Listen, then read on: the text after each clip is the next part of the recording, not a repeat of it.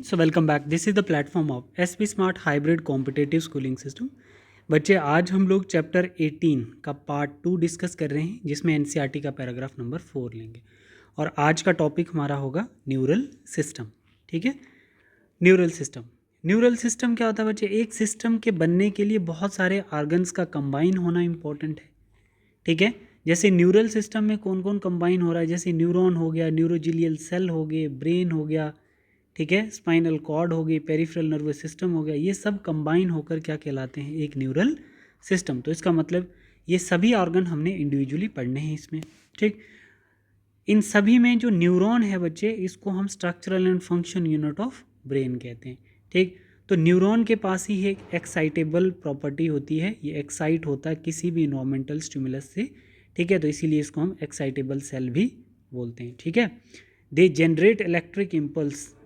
ठीक है, electric impulse generate करेगा न्यूरॉन.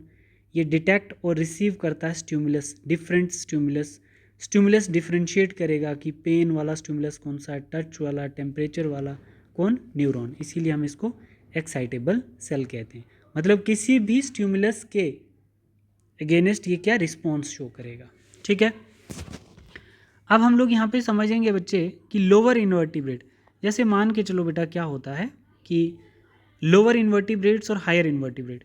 तो इन्वर्टिब्रेट्स जो होते हैं हम फाइलम पोरिफेरा से स्टार्ट करते हैं, फाइलम पोरिफेरा से स्टार्ट होंगे और अकाइनोडर्मेटा तक, ये सब इन्वर्टिब्रेट्स हैं. बट लोअर इन्वर्टिब्रेट आपका कौन सा हो सकता है? पोरिफेरा, सिलियंट्रेटा, ये आपके लोअर इन्वर्टिब्रेट्स हैं. ठीक है, और हायर इन्वर्टिब्रेट में आपका अकाइनोडर्मेटा, आर्थ्रोपोडा, मोलस्क, ये आपके हायर इन्वर्टिब्रेट हो सकते हैं. ठीक, तो बोला जाता है बच्चे कि जो लोअर इन्वर्टिब्रेट्स होते हैं तो इनमें क्या होता है, लोअर इन्वर्टिब्रेट्स में क्या होता है कि नर्व सेल्स की एक्यूमुलेशन होती है, but well defined nerve cells नहीं होते हैं, वेल डिफरेंशिएटेड नर्व सेल्स नहीं होते हैं. वेल डिफरेंशिएटेड नर्व सेल्स वो होते हैं जिनका एक एक्सॉन पार्ट होता है, एक डेंड्राइट होता है और एक साइटोन्स होता है. मतलब वेल डिफरेंशिएटेड नर्व सेल्स वो होता है जिसके ये 3 इंपॉर्टेंट पार्ट होते हैं. ठीक है, और लोअर इन्वर्टिब्रेट में जो नर्व सेल्स होती है वो एक एक्यूमुलेशन होती है, वहाँ पर ना ही कोई एक्सॉन डेवलप होता, ना ही डेंड्राइट और ना ही आपका साइटोन भी बोल सकते हो. मतलब ये नर्व सेल्स की एक एक्यूमुलेशन है, अनडेवलप्ड नर्व सेल्स की एक्यूमुलेशन है. ठीक है, ठीक है बच्चे, किसके केस में? आपके लोअर इन्वर्टिब्रेट के केस में. और ये सिंपल न्यूरल सिस्टम होता है इनमें. ठीक है, जैसे इंसेक्ट की अगर हम बात करें तो इंसेक्ट में क्या होता है, हाइड्रा के कंपैरिजन में बेटर ऑर्गेनाइज्ड न्यूरल सिस्टम होता है, क्योंकि इसमें इन तीन पार्ट में से साइटोन डेवलप हो जाता है. इसमें क्या होता है? साइटोन डेवलप हो जाता है. तो मतलब ग्रुप ऑफ साइटोन को ही हम लोग गैंग्लियन कहते हैं. ठीक है, तो इंसेक्ट के केस में पहली बार गैंग्लियन देखने को मिलता है. गैंग्लिया क्या होता है बच्चे? प्लूरल, और गैंग्लियन होता है सिंगुलर. ठीक है, तो हाइड्रा और इंसेक्ट में ये फ़र्क है कि हाइड्रा के अंदर डिफरेंशिएटेड नर्व सेल्स नहीं होता है, पूरे अनडिफरेंशिएटेड नर्व सेल्स के ग्रुप को ही हम लोग कहते हैं न्यूरल सिस्टम. बट इंसेक्ट के अंदर क्या होता है? इंसेक्ट में साइटोन्स के बंच को, साइटोन के ग्रुप को हम कहते हैं गैंग्लियन. भले ही उसमें क्या एब्सेंट है, एक्सॉन और डेंड्राइट एब्सेंट है, बट साइटोन का जो ग्रुप है ना बच्चे, उसी को हम गैंग्लियन कहते हैं और वो इंसेक्ट में प्रेजेंट होता है. कहीं ना कहीं न्यूरॉन का एक पार्ट तो डिफरेंशिएट है जिसको हम साइटोन कहते हैं. किसके केस में? इंसेक्ट के केस में. इट इज़ अ ग्रुप और बंच ऑफ नर्व फाइबर या सेल बॉडी, उसी को हम क्या बोलेंगे? साइटोन बोलेंगे. ठीक है बच्चे, ये समझ में आ गया. अब हम इसको थोड़ा सा रीड कर लेते हैं. The neural system of all animal is composed of highly specialized cell. सभी एनिमल्स के अंदर न्यूरल सिस्टम एक स्पेशलाइज सेल से बना होता है जिसको हम क्या कहते हैं? न्यूरॉन कहते हैं. अब किसी में लेस डेवलप्ड न्यूरॉन होगा, किसी में वेल डेवलप्ड न्यूरॉन होगा. Which can detect, receive and transmit different kind of stimulus. ठीक है, मतलब जो डिटेक्ट कर सकता है कि कौन सी स्टिमुलस है, रिसीव कर सकता है स्टिमुलस. ठीक है, और क्या कर सकता है? रिले कर सकता है. रिले इम्पल्स का मतलब होता है कि वो पहचान पाएगा कि किस टाइप का स्टिमुलस है, हीट है, पेन है, टेम्परेचर है. ठीक है बेटा, ये सब कौन करता है? एक्साइटेबल सेल, जिसको हम न्यूरॉन कहते हैं. ठीक है, the neural organization is very simple in lower invertebrate. तो वेरी सिंपल का मतलब वेल डेवलप्ड क्या हो सकता है न्यूरल सिस्टम, जिस न्यूरॉन का एक्सॉन, डेंड्राइट और साइटोन डेवलप्ड होगा, और जिसमें ये अंडर डेवलप्ड होंगे 3 के 3 पार्ट, तो वो लेस डेवलप, मतलब वेरी सिंपल न्यूरल सिस्टम होगा। तो हाइड्रा में for example hydra it is composed of network of neuron, ठीक है, बट इसमें क्या होगा, लेस डेवलप होगा neural system. The neural system is better organised in insect, insect में थोड़ा बेटर इसके कंपैरिजन में न्यूरल सिस्टम ऑर्गेनाइज्ड होगा। There where a brain is present along with number of ganglia, क्योंकि इसके ब्रेन में नंबर ऑफ गैंग्लिया प्रेजेंट होते हैं, and neural tissue. The vertebrate have more developed neural system. इसका मतलब जितने भी वर्टिब्रेट, जैसे हम लोग आ गए, तो हम में जो न्यूरल सिस्टम होगा बेटा, तो वो कैसा होगा, एक्सॉन, डेंड्राइट और साइटोन। एक्सॉन, डेंड्राइट और साइटोन मोर डेवलप न्यूरॉन में होते हैं, ठीक है। तो ये पैराग्राफ हमने क्लियर कर लिया बच्चे। अब हम बात करते हैं human neural system. Human neural system को हम 2 पार्ट में डिवाइड करते हैं बच्चे। एक आता है सेंट्रल नर्वस सिस्टम और एक आता है peripheral neural system. Central neural system के पास स्टिमुलस को इंटरप्रिटेशन करने की टेंडेंसी होती है, मतलब evaluations and interpretation of stimulus to find out the which type of stimulus. वो किसके पास है, सेंट्रल नर्वस सिस्टम के पास है, कि एनवायरमेंट से जो स्टिमुलस मिला है वो किस टाइप का स्टिमुलस है, उसको इंटरप्रेट करना किसका काम है, सेंट्रल नर्वस सिस्टम का। The peripheral nervous system 2 part थे ये, अब हम देखते हैं। The central nervous system include brain and spinal card. Central nervous system में क्या क्या आएगा, ब्रेन और spinal cord. And the site of information processing and control. तो ये क्या करते हैं बच्चे, इंफॉर्मेशन को प्रोसेस करेगा सेंट्रल नर्वस सिस्टम, और साथ साथ में कंट्रोल भी करेगा। The PNS comprise all the nerves of the body. Peripheral nervous system में जितनी भी नर्व्स हैं बॉडी के अंदर associated with the central nervous system. जो पेरिफेरल नर्वस सिस्टम होता है बच्चे, जितनी भी बॉडी से अराइज होती है नर्व, वो स्पाइनल नर्व हो या वो क्रेनियल नर्व हो, वो एसोसिएट किसके साथ होती है, सेंट्रल नर्वस सिस्टम, मतलब ब्रेन और स्पाइनल कॉर्ड के साथ, ठीक। The nerve fibre of the PNS are of 2 type, एक एफरिएंट फाइबर और एक इफ्रिएंट फाइबर। तो अब हम लोग बच्चे देख लेते हैं इसकी ना क्लासिफिकेशन।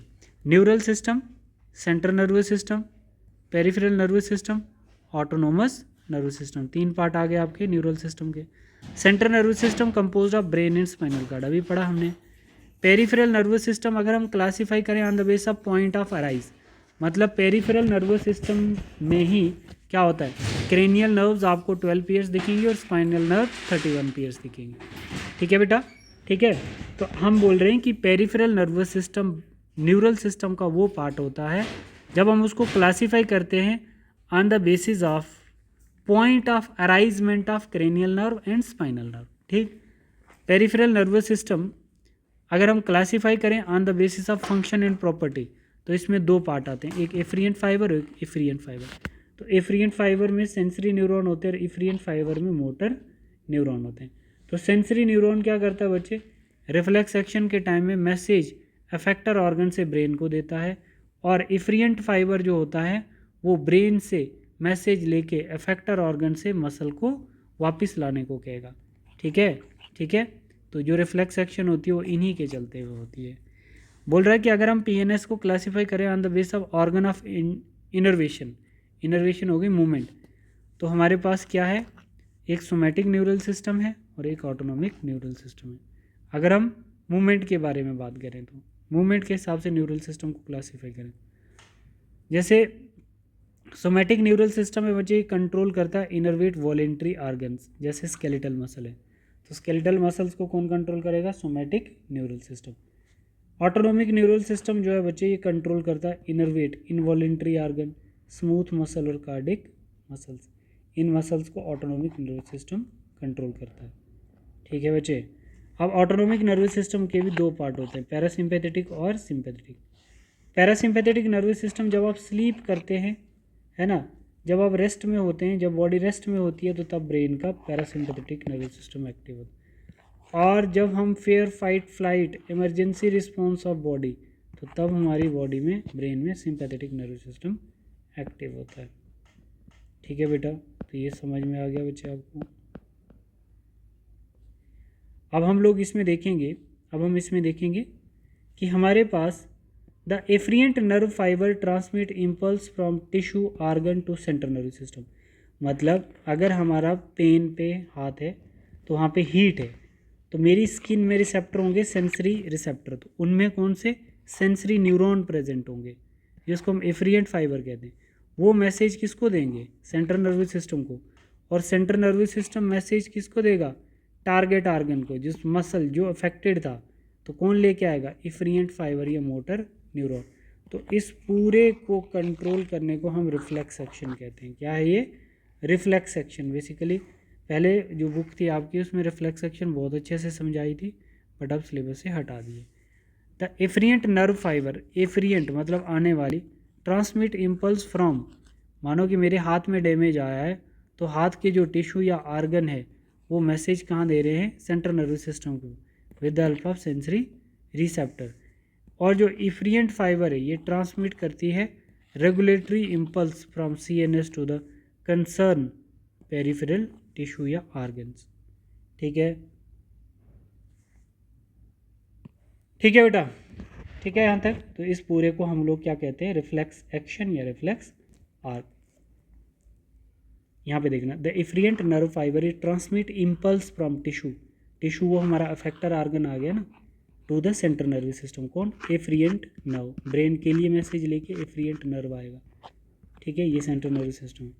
एंड द एफ्रिएंट फाइबर, ये जो एफ्रिएंट फाइबर है, ट्रांसमिट रेगुलेटरी इम्पल्स, उसको थोड़ी जलने देना, अब उसको वापस निकालना है ना, तो अब regulatory impulse from the central nervous system to the concern peripheral tissue, जो पार्ट जला है उसको हटाना है वहाँ से। तो ये पूरा प्रोसेस जो है इसको हम क्या कहते हैं? Reflex action. तो बच्चे अब आपने देखना है यहाँ पर ऑटोनोमस नर्वस सिस्टम जो है वो मैसेज सीएनएस को देता है, और सीएनएस स्मूथ मसल और कार्डिक मसल्स को कंट्रोल कर रहा है, control involuntary movement of the body, autonomous nervous system. अब यहाँ पर क्या है? सिंपैथेटिक और पैरासिम्पैथेटिक ऑटोनोमस नर्वस सिस्टम की टाइप है। Peripheral nervous system, somatic nervous system और autonomic nervous system. Somatic nervous system message किसको देता है? सीएनएस को। वो मैसेज देता है स्केलेटल मसल को, जिसकी वजह से कंट्रोल हो जाती है वॉलेंट्री मूवमेंट बॉडी की। तो यहाँ पे देखो बच्चे, पैरासिम्पैथेटिक न्यूरल एक्टिविटी और सिंपैथेटिक क्या है? Decrease heart beat rate, parasympathetic. जब एकदम से हमारा हार्ट बीट रेट इंक्रीज हो गया तो सिंपैथेटिक न्यूरल सिस्टम एक्टिव हो गया। तो अब जैसे जैसे हार्ट बीट डिक्रीज कर रहा था हमारे ब्रेन का, पैरासिम्पैथेटिक नर्वस सिस्टम एक्टिव हो गया। ठीक है, ऐसे ही कार्डिक आउटपुट, जैसे कार्डिक आउटपुट है बच्चे, एक मिनट में 5 लीटर फ्लूइड जो है वो कहाँ जाएगा? टू द बॉडी पार्ट्स, उसी को कार्डिक आउटपुट बोलेंगे। अब अगर 5 लीटर से 6 लीटर हो गया तो वो क्या हो गया? सिंपैथेटिक न्यूरल सिस्टम एक्टिव हो गया। तो वहाँ पर क्या करना चाहिए? पैरासिम्पैथेटिक न्यूरल सिस्टम एक्टिव करेंगे तो वो कार्डिक आउटपुट कम होगा। ब्रीदिंग रेट अगर हम बोल रहे हैं कि 1 मिनट के अंदर कितना ब्रीद करते हैं? 12 से 16 बार, तो कितना हो जाएगा? 20 से 25 हो जाएगा, बढ़ जाएगा। तो वो भी लॉन्ग टर्म के लिए अच्छा नहीं है। तो इसके लिए पैरासिम्पैथेटिक न्यूरल सिस्टम उसको भी नॉर्मल करता है। ठीक है, डिक्रीज करता है breathing rate. Constriction of people eye ball के साइज़ को बोलेंगे। जैसे हमारा रिलैक्स मोड में होते हैं तो थोड़ा सा जो हमारा आई पीपल्स है ये भी रिड्यूस हो जाता है। बट डायलेशन कब होता है? जब हमें स्ट्रेस होती है। रिड्यूस डाइजेस्टिव एंजाइम और इंक्रीज डाइजेस्टिव एंजाइम। आप इसको पढ़ सकते हैं बच्चे, क्या बोल रहे हैं? The peripheral nervous system divided into region, somatic nervous system and autonomic nervous system. Somatic आप जानते हैं, ऑटोनोमिक आप जानते हैं। The somatic neural system relay impulse, somatic neural system जो है ये क्या करता है? रिले करता है impulse, rectify from the CNS to the skeletal muscle. ठीक है, while the autonomic neural system transmit impulse from CNS to the involuntary organ, जो स्मूथ मसल, बॉडी के muscles. The autonomic neural system is further classified into sympathetic neural system and parasympathetic neural system. ठीक है बच्चे, अब इसका last paragraph देख लो। Visceral neural system क्या होता है? Visceral neural system is a part of peripheral neural system, PNS अभी हमने पढ़ा। That comprise the whole complex of nerve, fibre, ganglia and plexus. जैसे साइटोन के ग्रुप को हम गैंग्लिया कहते हैं ना, ऐसे एक्सोन के ग्रुप को ही हम लोग प्लक्सिस बोलेंगे। Which impulse travel from central government system, central nervous system to the viscera. देखो अब प्लक्सिस आपको समझ में आ गया, ग्रुप ऑफ एक्सोन, ठीक है भाई। Impulse travel from the central nervous system to the viscera, तो इम्पल्स ट्रैवल करनी है सेंट्रल नर्वस सिस्टम से विसरा। तो विसरा क्या है आपका, alimentary canal, heart, digestive gland, ये सब विसरल ऑर्गन है जिनमें बोन प्रेजेंट नहीं होती है। And from the viscera to central nervous system, ठीक है। तो अब हम बोल सकते हैं बच्चे कि विसरल नर्वस सिस्टम ब्रेन का वो पार्ट होता है जो हमारी इनवॉलेंट्री मूवमेंट को कंट्रोल करता है। तो सर उसमें क्या होता है, जैसे सीएनएस मैसेज भेजेगा पीएनएस को, पीएनएस भेजेगा वीएनएस को, ठीक है, विसरल नर्वस सिस्टम वो मैसेज भेजेगा टारगेट ऑर्गन को, मतलब विसरल्स को। इसी को मोटर ऑटोनोमिक नर्व फाइबर बोलते हैं। क्या बोलते हैं, मोटर ऑटोनोमिक नर्व फाइबर, ठीक है। तो नेक्स्ट क्लास में बच्चे हम लोग देखेंगे neuron as structural and functional unit of neural system. इसको हम लोग नेक्स्ट क्लास में डिटेल देखें। Thank you, God bless you all.